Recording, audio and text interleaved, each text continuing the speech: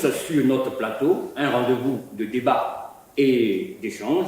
Aujourd'hui, nous recevons une figure de proue de la politique ivoirienne, M. Keïdé Jean Gervais, secrétaire général du PPAC. M. Keïdé, merci d'avoir accepté notre invitation. C'est moi qui vous remercie. Alors tout de suite, entrons directement dans le vif du sujet. Tout à fait. Avec notre première thématique. Mais avant, comment se porte le PPAC?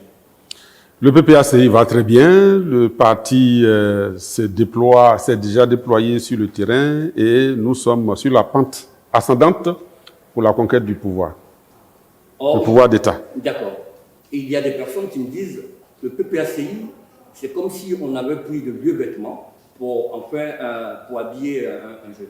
Est-ce qu'ils ont raison de le dire? C'est l'expression vieux qui est péjoratif. L'expression est péjorative.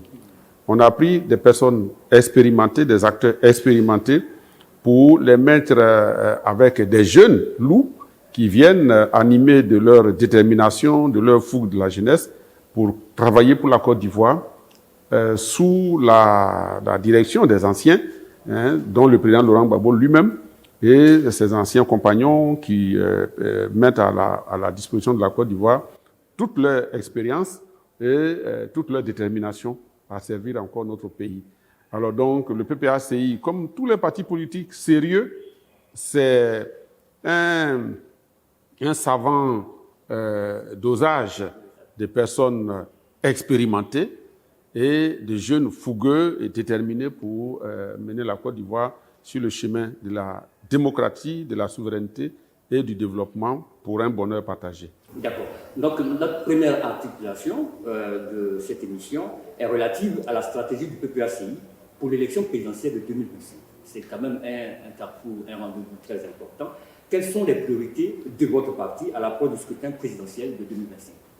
La mobilisation d'abord de nos militants, de nos sympathisants et de la population ivoirienne. Toute élection est une affaire de statistiques, de chiffres. Comme nous nous sommes viscéralement attachés à la prise du pouvoir par la voie des urnes, à l'exclusion en tout cas de toute autre voie, eh bien, nous prenons un soin particulier à nous compter entre nous militants et à compter nos sympathisants et à compter méthodiquement toutes les personnes qui s'inscrivent sur la liste électorale ou bien qui y sont déjà inscrites pour qu'on parle avec ces personnes et qu'on partage notre vision, la vision du président Laurent Gbagbo. En tant que parti politique, nous travaillons à rassembler les Ivoiriens, à les rassurer et à leur redonner l'espoir pour une Côte d'Ivoire véritablement unie, fraternelle et solidaire. D'accord. Votre parti a fêté récemment son 3e anniversaire et au vu du terrain, au vu de votre implantation, est-ce qu'aujourd'hui vous pouvez dire que vous êtes prêt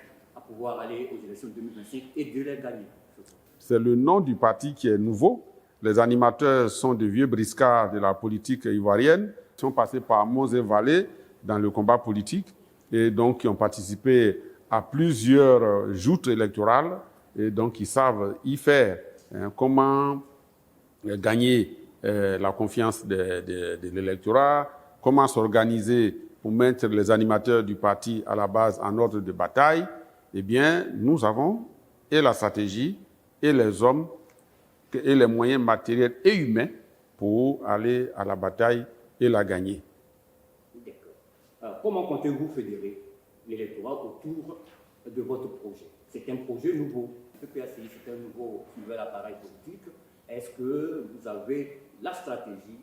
Comment vous comptez vraiment amener tout cet électorat autour du projet, du nouveau projet du président Laurent Gbagbo? Alors, c'est d'abord de faire œuvre de pédagogie. La meilleure façon d'emporter l'adhésion d'un peuple à un projet, c'est de lui expliquer de quoi il s'agit, de quoi il retourne, qu'est-ce que le peuple gagnerait à choisir votre projet et à adhérer à votre programme de gouvernement. Eh bien, il faut expliquer. C'est pour cela que le président Laurent Gbagbo, dans sa vision de la Côte d'Ivoire qui doit renaître, a mis en place un projet qui se tourne autour de 10 piliers, qu'on appelle les 10 piliers de la Renaissance. Le moment viendra où, progressivement, méthodiquement aussi, nous allons expliquer aux Ivoiriens qu'est-ce que nous comptons faire en matière d'éducation, de formation, qu'est-ce que nous comptons faire en matière de agricole, le développement agricole. Comment on compte s'y prendre pour relancer une économie ivoirienne qui appartient véritablement et soutenue par des Ivoiriens et créer une croissance